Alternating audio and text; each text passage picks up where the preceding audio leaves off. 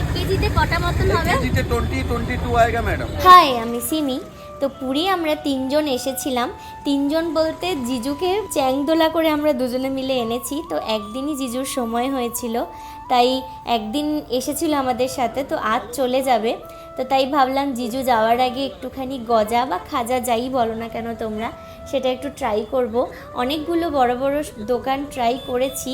এই গাঙ্গুরামের ঘিয়ে ভাজা যে খাজাটা ছিল ওটা খুবই ভালো ছিল, টেস্ট করে দেখছিলাম।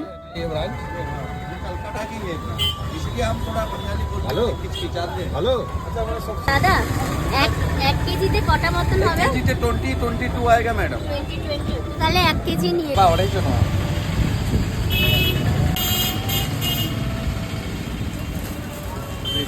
থ্যাংক ইউ জয় জগন্নাথ। আপাতত বাড়ির জন্য অল্প আদ্রু খাজা একটু জিজুর হাতেই পাঠিয়ে দিচ্ছি, আমরা আবার পরে নিয়ে যাব। তো জিজুকে ছেড়ে ভাবলাম যে আমরা একটু সাইট সিনগুলো ভিজিট করে নিই, তাই ভাবলাম একটু বিকেল বিকেল আছে, তাই পুরীর একটু লোকাল মার্কেটের দিকে যাই।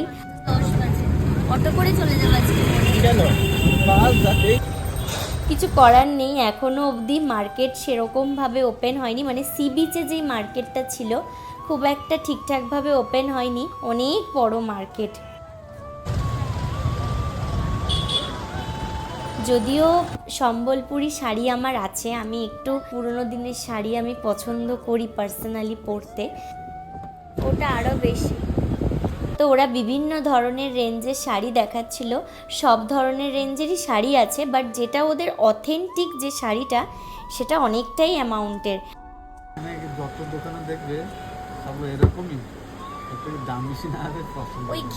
এখন আমাদের নেক্সট প্ল্যান হচ্ছে মন্দির যাব আমরা, মহাপ্রভুর মহাভোগ দেবে আমাদের পণ্ডিত মশাই। নেক্সট ব্লগে আবার দেখা হবে, তো ততক্ষণের জন্য tata bye, and don't forget to like and subscribe. Tata.